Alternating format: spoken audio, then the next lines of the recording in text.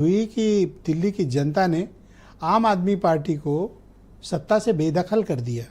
क्या आम आदमी पार्टी से रणनीतिक चूक हुई, आप आकलन नहीं कर पाए? और जिसका जिक्र मैं ओपनिंग डिबेट में भी कर रहा था कि जनता में आपको लेकर नाराजगी रही, आपके विधायकों की, आपकी कार्यशैली पे। आप 10 साल यही लड़ते रहे कि इन्होंने ये नहीं करने दिया, उन्होंने वो नहीं करने दिया। End of the day Delhi की जनता सफरर थी और उसने अब चेंज ऑफ गार्ड कर दिया, आपको हटा दिया है सत्ता से। अब क्या होगा आम आदमी पार्टी का? देखिए ब्रिजेश जी, पहली चीज तो जनता ने ही, यही जनता ने 12 साल पहले, जो हम कुछ नहीं थे, सब सामान्य घरों के लड़के लड़कियां थे, सब काम करने वाले लोग थे, तमाम तरीके की संस्थाओं में काम करते थे, सामाजिक सेवा करने का काम करते थे। उसी जनता ने हमको मौका दिया, दिल्ली में 12 साल तक हमारी सरकार हमको चलाने का मौका मिला, जनता का सेवा करने का मौका मिला, और अब जनता ने ही हमारा रोल बदला है, तो वो हम सहर्ष स्वीकार कर रहे हैं। हम ये कह रहे हैं कि भाई जनता का जो फैसला है वो हमारे सर माथे, जनता ने जो हमारी नई जिम्मेदारी दी है कि अब आपको एक कंस्ट्रक्टिव अपोजिशन के रूप में दिल्ली के अंदर काम करना है। इसलिए आपने देखा कि महज 2% का अंतर है भारतीय जनता पार्टी और आम आदमी पार्टी के। जब वोट प्रतिशत को आप देखेंगे तो सिर्फ 2% का अंतर है। तो इसलिए हम कह रहे हैं डेमोक्रेसी में हेड काउंट्स होते हैं, वोट प्रतिशत नहीं। बात आपकी ठीक है, यही हम लोग कह रहे हैं ना कि हर एक विराम है, एक नई शुरुआत होने जा रही है। आम आदमी पार्टी के लिए एक नई शुरुआत है। जनता ने हमारे ऐसा क्या कर डाला कि जनता ने आप पर विराम लगा दिया? देखिए, अब जनता का जो आदेश हुआ, और जनता का आदेश था कि आप 12 साल तक सरकार चलाइए। हमने सरकार चलाई। जो हमसे गलतियां हुई हम उसका आत्ममंथन कर रहे हैं, हम चिंतन कर रहे हैं। पहले दिल्ली के हमारे पदाधिकारियों के साथ बैठक हुई, कल जो पंजाब के हमारे तमाम पदाधिकारी थे, विधायक थे, उनको भी बुलाया गया है। माननीय अरविंद केजरीवाल जी के साथ उनकी बैठक है, उस पर भी एक तरीके से चिंतन मंथन होगा कि हमसे कहाँ कैसी चूक रह गई। निश्चित तौर पे हम संघर्ष करेंगे और हम हर बार याद कराएंगे भारतीय जनता पार्टी ने जो वादा किया था कि 8 मार्च को महिलाओं के खाते में 2,500 रुपए आएगा, 500 रुपए का सिलेंडर मिलेगा, 50,000 नौजवानों को रोजगार मिलेगा। तो इसके लिए जनता ने, इसके लिए उन्हें 6 महीने का समय भी तो दोगे ना, कम से कम? नहीं, उन्होंने कहा है कि 8 मार्च को, जैसे सरकार बनेगी 8 फरवरी को, 8 मार्च को पहली किस्त महिलाओं के खाते में आ जाएगी। ये भारतीय जनता पार्टी ने आश्वासन दिया, नरेंद्र मोदी जी ने आश्वासन दिया है। राजा हार गया, डिप्टी राजा हार गया, सिपह सालार हार गए, खास हाकिम भी हार गए।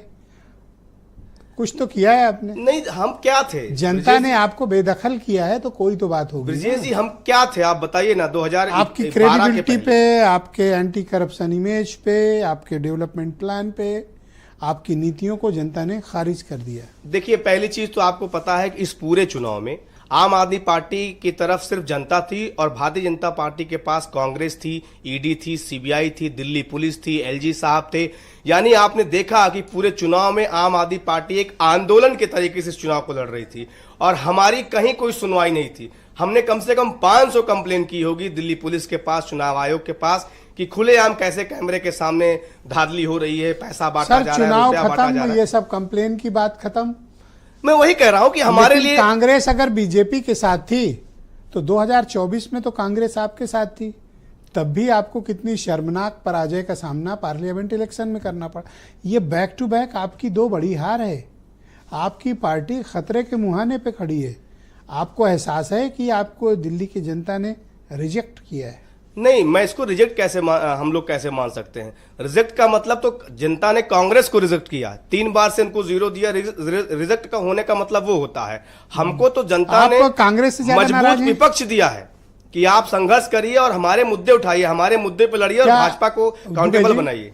क्या कांग्रेस ने आम आदमी पार्टी को हरा दिया है? निश्चित तौर पे जब आप आकलन करेंगे, मुझे लगता है बहुत सारे राजनीतिक विश्लेषकों ने भी देखा कि किस तरीके से चाहे वो चुनावी दौर में जब आपने देखा कि खुलेआम पैसे बांटे जा रहे थे, महिलाओं के ऊपर अभद्र टिप्पणियां की जा रही थी, कांग्रेस के किसी नेता ने नहीं बोला। अजय माकन ने राष्ट्रद्रोही और देशद्रोही अरविंद केजरीवाल जी को बताया, भाजपा के किसी नेता को बताया? तो बताइए। एक बात बताओ मुझे, तो 5 सीट दे देते ना। पहला गठबंधन तोड़कर कौन भागा? आम आदमी पार्टी। किसने कहा जी अब कोई अलायंस नहीं है? ये आपके ने कहा। कांग्रेस तो स्तब्ध खड़ी थी बेचारी, उसको तो पता भी नहीं था कि आप गठबंधन तोड़ने जा रहे हो।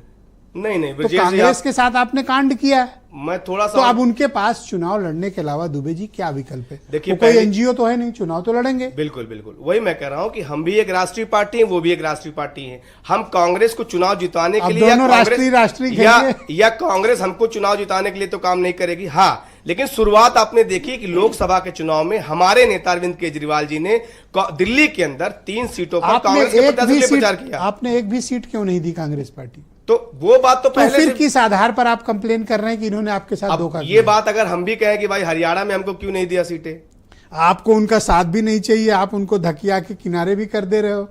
आप नहीं। कह रहे हो कि कांग्रेस बेवफा है। नहीं, ये नहीं, तो सोनम मुझे लगता बेवफा है- कांड हो गया। नहीं मुझे Thank लगता you, है बहुत कि शुक्रिया, कांग्रेस के राष्ट्रीय धन्यवाद। नेतृत्व अच्छा, जो है जिम्मेदारी कोई लेगा इस हार की? इस हार की कौन जिम्मेदारी लेगा? केजरीवाल? नहीं, हमारी पूरी पार्टी, सिसोदिया? हम सब लोग जिम्मेदार हैं उसके लिए। थैंक यू, बहुत शुक्रिया आपका। मैं प्रियंका गुप्ता, उत्तर प्रदेश में कांग्रेस कमेटी की